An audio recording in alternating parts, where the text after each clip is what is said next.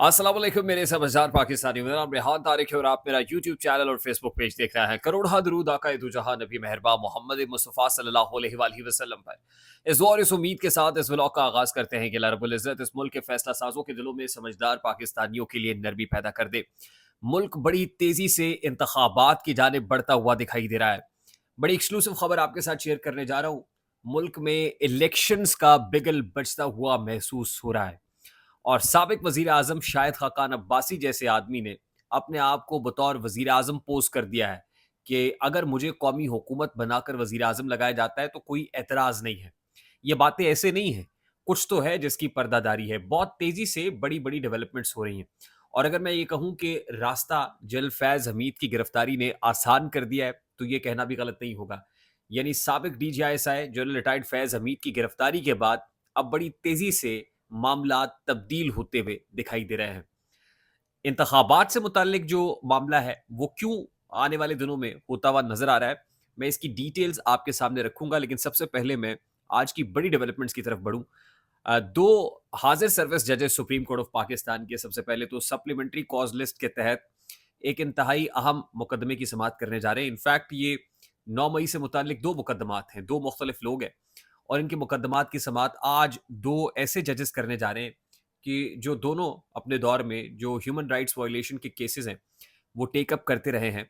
बुनियादी इंसानी हुकूक की खिलाफ वर्जी के जो केसेस हैं उन पर बड़ी डंके की चोट पर बात करते रहे और दोनों साबिक चीफ जस्टिस रहे हैं अपनी अपनी हाई कोर्ट्स के अंदर। एक साबिक chief justice Lahore high court रहे और दूसरे साबिक chief justice Islamabad high court रहे। साबिक chief justice Lahore high court जो रहे वो जस्टिस मंसूर अली शाह हैं, अब सुप्रीम कोर्ट ऑफ पाकिस्तान के जज हैं। और साबिक chief justice Islamabad high court justice Athar Minallah, वो भी सुप्रीम कोर्ट ऑफ पाकिस्तान के जज हैं। और दोनों जिस तरह से और जिस तरफ की बातें कर रहे हैं वो सब आपके सामने है। और आज ये दोनों जजेस, इन दो जजेस पर मुश्तमिल वो बेंच है जो 9 मई से मुतालिक दो अहम केसेस की समाअत करने जा रहा है, जिससे अंदाजा हो जाएगा कि ये जजेस 9 मई से मुतालिक क्या राय रखते हैं। इन पर्टिकुलर एक ऐसे मौके पर जब 9 मई के तनाजुर को जल फैज़ के साथ जोड़ा जा रहा है, इमरान खान के साथ जोड़ा जा रहा है, फैज़ न्याजी गठजोड़ कहा जा रहा है।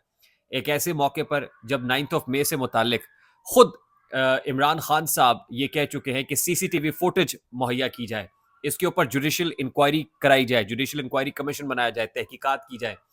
एक ऐसे मौके के ऊपर अब ये दो जजेस अहम मुकदमात की समाअत करने जा रहे हैं, तो ये देखना अहम होगा कि क्या माइंड देते हैं, यानी क्या रिमार्क सामने आते हैं और क्या जहन है सुप्रीम कोर्ट ऑफ पाकिस्तान का। तो इस हवाले से आज की ये समाअत बड़ी ही इंपॉर्टेंट होने जा रही है। दूसरी अहम इंपॉर्टेंट डेवलपमेंट का ताल्लुक हमारे पॉडकास्ट में फवाद चौधरी साहब ने गुज़श्ता रोज़ जो इंटरव्यू दिया है उसमें बड़ी इंपॉर्टेंट बात की है और वो इंपॉर्टेंट बात लिंक होती है काजी फायज ईसा के खिलाफ बनाए गए रेफरेंस के साथ। वो रेफरेंस जो पाकिस्तान तहरीक इंसाफ गवर्नमेंट ने जस्टिस काजी फायज ईसा के अगेंस्ट बनाया था और उसके बाद इमरान खान साहब ने और प्रेसिडेंट आरिफ अलवी साहब ने इस बात का एतराफ़ किया था कि ये रेफरेंस उन्होंने नहीं बल्कि इस्टेब्लिशमेंट ने उनसे बनवाया था और इस्टेब्लिशमेंट के कहने पर बनवाया गया। अब फवाद चौधरी साहब ये इंकशाफ कर रहे हैं कि ये इस्टेब्लिशमेंट ने भी नहीं बनाया था बल्कि इस्टेब्लिशमेंट ने किसी की फरमाइश पे बनाया था। जब मैंने सवाल किया कि इस्टेब्लिशमेंट ने क्या जुडिशरी की या किसी और की फरमाइश पे बनाया था, तो उन्होंने इस बात का इकरार किया कि बिल्कुल जुडिशरी की फरमाइश पे बना और लाइकली उस वक्त के हाजिर सर्विस जज जो हैं उनकी फरमाइश के ऊपर जस्टिस काजी फायज ईसा को के खिलाफ ये रेफरेंस बनाया गया। और जस्टिस काजी फायज ईसा के खिलाफ जो रेफरेंस बना वो लाइकली उस वक्त ज़ाहिर है जस्टिस उमरता बंदयाल भी थे, लेकिन जस्टिस एजाजुल एहसन जो next up in the chief justice थे वो लाइकली उनकी और मॉनिटरिंग जज भी थे पनामा के अंदर। मैं सबसे पहले आपको दिखाना चाहता हूं कि फवाद चौधरी साहब ने हमसे गुफ्तगू करते हुए क्या कहा है, जरा क्विकली देखिए। इसके बावजूद कि खान साहब ये कहते हैं कि जो रेफरेंस बनवाया गया था काजी फायज ईसा के अगेंस्ट वो मिलिट्री एस्टैब्लिशमेंट के कहने पे था। 100%, लेकिन रेजिस्ट नहीं। अब मिलिट्री एस्टैब्लिशमेंट ने भी किसी के कहने पे किया था, वो अलग कहानी है। मिलिट्री एस्टैब्लिशमेंट का भी कोई फ्रैंकली कोई इतना पता नहीं कितना उसमें था, लेकिन बहरहाल जुडिशल एक अपनी पॉलिटिक्स चलती है, जुडिशल पॉलिटिक्स का भी एक बहुत बड़ा हिस्सा था। कोई हाजिर सर्विस जुडिशियल ऑफिसर था या जज था जो ये चाहता था जस्टिस काजी फायजा को हटाया जाए, अपनी पॉलिटिक्स थी, अपनी पॉलिटिक्स, लेकिन उसमें जुडिशरी भी थी उस पॉलिटिक्स के अंदर। 100% जुडिशरी के बगैर तो नहीं हो सकती इस तरह की चीज। تو یہ فواد چودھری صاحب کی گفتگو آپ نے سنی. میں سب سے پہلے تو فواد چودھری صاحب کی اس گفتگو اور اس انٹرویو کی وساطت سے آپ سب لوگوں سے ریکویسٹ کرتا ہوں کہ ہمارا جو پوڈ کاسٹ چینل ہے وہ اسی مین فرنٹ جو انٹرفیس ہے ہمارے اس چینل کا اس کے اوپر ہی آپ کو دکھائی دے گا. آپ وہاں ضرور جائیے. جو فل پوڈ کاسٹ ہے آپ کو فواد چودھری صاحب کا یہاں کچھ ہی دیر میں مل بھی جائے گا انشاءاللہ. جا کے اس چینل کو سبسکرائب کر لیجئے تاکہ آپ کی جو ویڈیوز کے نوٹیفیکیشنز ہیں ہماری وہ آپ کو ملتے رہیں, اور جا کے بیل آئیکن ضرور دبائیے گا. تو جس طرح آپ اس چینل کے اوپر اپنے پیار کا اظہار کرتے ہیں, ہمارے اس پوڈ کاسٹ ریحان طارق شو پوڈ کاسٹ چینل کے اوپر بھی اپنی محبت کا اظہار کیجیے.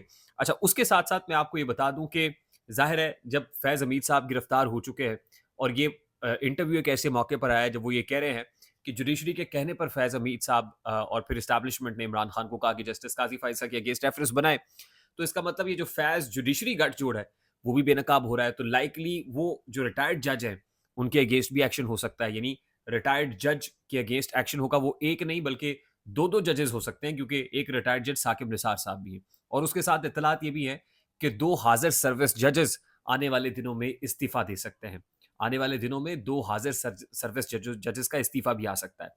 اور اس کے ساتھ میں آپ کو یہ بھی بتا دوں کہ اب یہ تاثر کا اظہار کیا جا رہا ہے کہ جنرل فیض حمید کی گرفتاری سے جو جوڈیشری ہے اس کا سافٹ ویئر اپڈیٹ کرنے میں خاصی مدد ملے گی. یعنی جوڈیشری جو ابھی تک عمران خان کے ساتھ کھڑی ہوئی ہے وہ شاید اب اپنا جو رخ ہے وہ قبلہ ہے وہ تبدیل کرے گی. اگر نہیں تبدیل کرے گی تو پھر کانسیکوینسز فیس کرنے پڑیں گے. اچھا, یہاں تک بات ہو گئی. اب نواز شریف صاحب کہتے ہیں کہ 1.5 سے 2 مہینے میں سب کچھ ٹھیک ہو جائے گا. نواز شریف صاحب کا یہ کہنا کہ 1.5 سے 2 مہینے میں سب کچھ ٹھیک ہو جائے گا, ان کا کہنے کا مطلب یہ ہے کہ 1.5 سے 2 مہینے میں جوڈیشری بھی ٹھیک ہو جائے گی, 1.5 سے 2 مہینے میں عمران خان کو فکس کر دیا جائے گا, مائنس عمران خان ہو جائے گا, اور مائنس عمران خان ہونے کے بعد جو خطرہ ہے نواز شریف صاحب کے لیے وہ خطرہ آسان ہو جائے گا. اب عمران خان صاحب کو مائنس کیسے کیا جا سکتا ہے؟ ظاہر ملٹری اسٹیبلشمنٹ اگر ملٹری کورٹ میں ٹرائل کرتی ہے یا ان کے اوپر کوئی ایسی سزا مقرر کر دی جاتی ہے اور حالات ایسے پیدا کر دیے جاتے ہیں کہ جوڈیشری بھی جو ہے وہ انصاف نہ کر سکے, اور جو پاکستان تحریک انصاف کے ووٹر سپورٹرز ہیں ان پر آلریڈی جو ہے وہ ایک خوف و ہراس تو ہے, مزید 9 مئی کے بعد وہ ایسی ڈیٹرنس کریٹ ہو جائے کہ الٹیمیٹلی کوئی میس موومنٹ یا موبلائزیشن کوئی اپوزیشن تحریک نہ بن سکے. اور ابھی تک ویسے پاکستان تحریک انصاف کوئی اپوزیشن تحریک بنانے میں کامیاب بھی نہیں ہوئی. اور کل ایک امپورٹنٹ ڈیولپمنٹ ہوئی کہ مولانا فضل الرحمان نے اور حافظ نعیم الرحمان صاحب نے یہ اعلان کر دیا کہ مولانا اپنی تحریک چلائیں گے. یعنی یہ جو 2 پرٹیکولر جماعتیں ہیں وہ پاکستان تحریک انصاف سے اتحاد نہیں کریں گی. یہی ایک بنیادی وجہ ہے جو پاکستان تحریک انصاف کو ڈینٹ ڈال سکتی ہے کہ گرینڈ اپوزیشن الائنس نہیں بن رہا. اور بڑی اہم بات تو یہ بھی ہے کہ مولانا فضل الرحمان اس موقع پر نہیں آ رہے, اور ہم سب کو پتہ ہے کہ مولانا فضل الرحمان نواز شریف کے بہت حامی ہیں. مولانا اور نواز شریف صاحب کا بڑا چولی دامن کا ساتھ بھی ہے.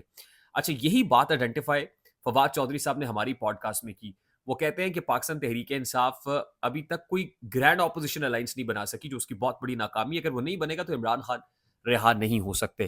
فواد چودھری صاحب نے کیا کہا ذرا وہ بھی آپ کو سنواتے ہیں. جو as a worker Tehreek Insaf کے جو اپرچونیٹیز مس ہوئیں, مثلا 9 فروری کو جب الیکشن چوری ہوا تو آپ کو 9 فروری کو احتجاج میں باہر آنا چاہیے تھا. جب لیاقت چٹھا کا بیان تھا آپ کو باہر آنا چاہیے تھا. یہ آپ لوگ گھروں میں بیٹھے رہے. جو مین نائٹ جب آپ کی تحریک بن سکتی تھی, اس کے بعد آپ الائنس اب تک نہیں بنا سک رہے, جو ایک میجر ہرڈل ہے اس وقت. یہ حکومت صرف اس لیے چل رہی ہے کہ آپ اپوزیشن الائنس نہیں بنا سکتے. آج آپ اپوزیشن الائنس بنا دیں, گورنمنٹ 1 مہینے میں گرے. اب تو میں بار بار یہ بات کر چکا ہوں, opposition alliance is the key for Pakistan's politics to be back on track. آپ عمران خان کو یہ جو عدالتوں سے یا جیسے دیکھیں نا, ابھی ہماری پولیٹیکل پارٹیز کی کوئی ہے ہی نہیں. ہر بندہ اپنے بولی جا رہا ہے. جماعت اسلامی نے جو اپنی بےزتی کروائی یہ کر کے دھرنا, کیونکہ اکیلے آ گئے, نہ کوئی اس کا اینڈ رزلٹ تھا نہ کچھ تھا. جماعت اسلامی نے اپنی جو ہے وہ بےزتی کروا لی. مولانا فضل الرحمان بات کر رہے ہیں اور ان کی بات جو ہے اس میں وزن نہیں ہے. جی ڈی اے کو کے ساتھ جو کچھ ہوا سندھ کے اندر, وہ اپنے ظلم کے اوپر بات نہیں کر پا رہے. جب تک پی ٹی آئی اور یہ پارٹیاں تینوں اکٹھی نہیں ہوتی ہیں, ہر پارٹی کو نقصان ہو رہا ہے. I am unable to understand what's going on. تو یہ فواد چودھری صاحب کی گفتگو آپ نے سنی. اچھا, اب اگر ایسے ہی چلتا رہتا ہے اور پاکستان تحریک انصاف کو تھریٹ نہیں ہوتی اور عمران خان کو بھی فکس کر دیا جاتا ہے, جوڈیشری کا سافٹ ویئر بھی اپڈیٹ کر دیا جاتا ہے, تو نواز شریف صاحب یہ دیکھ رہے ہیں کہ وہ جو پاپولر نیریٹو ہے وہ قائم کریں, اور پاپولر نیریٹو بنانے کی جو شروعات انہوں نے کر دی ہے. جو مریم نواز شریف صاحبہ کے ساتھ بیٹھ کے نواز صاحب نے ایک جو کائنڈ آف قوم سے خطاب کیا اور 14 روپے کی سبسڈی دی بجلی کے بلوں کے اندر, اس سے, اور پھر پیپلز پارٹی کو اس پہ اعتراض ہونا, ایم کے اور دیگر جماعتیں اعتراض کر رہی ہیں کہ جی ہمیں منع کیا گیا کہ آپ ونڈ پروجیکٹس نہ لگائیں, سولر نہ, اور خود آپ سولر پروجیکٹس بھی اناؤنس کرنے جا رہے ہیں اور سبسڈی بھی دے رہے ہیں. اس کو حتیٰ کہ بے وقوفی کہا گیا مراد علی شاہ صاحب کی طرف سے. ان کو اندازہ ہے کہ پنجاب میں اب انتخابات کا جو میدان ہے, فیلڈ ہے, وہ تیار کیا جا رہا ہے, اور نواز شریف صاحب یہ چاہتے ہیں کہ مرکز میں ان پرٹیکولر اسمبلی ڈیزالو کی جائے, مرکز میں اسمبلی ڈیزالو کرنے کے بعد نئے انتخابات کی طرف جایا جائے. اور وہ یہ سمجھتے ہیں کہ پنجاب سے اگر ان کو بھاری مینڈیٹ مل گیا اور عمران خان کی ایبسنس ہوئی اور سب, تو الٹیمیٹلی ان کو وفاق کے اندر جو ہے وہ اتحادیوں کے بلبوتے پہ حکومت نہیں بنانی پڑے گی, single majority, single largest party ہو سکتی ہے. یہ وہ سوچ رہے ہیں, اور الٹیمیٹلی نواز شریف صاحب وزارت عظمیٰ کی کرسی پر براجمان ہو سکتے ہیں. اور یہی وہ سلسلہ ہے کہ جس میں وہ ایکسپیکٹ کر رہے ہیں کہ آنے والے 1.5 سے 2 مہینے کے اندر کوئی نہ کوئی ایسا معاملہ ہوگا جس میں پاپولر نیریٹو بھی بنے گا, عوام کو جو ہے وہ مہنگائی سے نجات بھی دی جائے گی, اپوزیشن کا بھی کلا کما کر دیا جائے گا, عمران خان کو بھی فکس کر دیا جائے گا, تو الٹیمیٹلی ملک جو ہے انتخابات کی طرف بڑھے گا. آئی ہوپ میری بات آپ تک پہنچی ہوگی. اگر پہنچ جائے تو ویڈیو کو لائک اور شیئر کرنا مت بھولیے گا. چینل پہ نئے تو چینل کو سبسکرائب کر دیجیے گا, بیل آئیکن ضرور دبائے گا. مجھے ریحان طارق کو اجازت دیجیے, اپنا بہت سارا خیال رکھیے گا. السلام علیکم.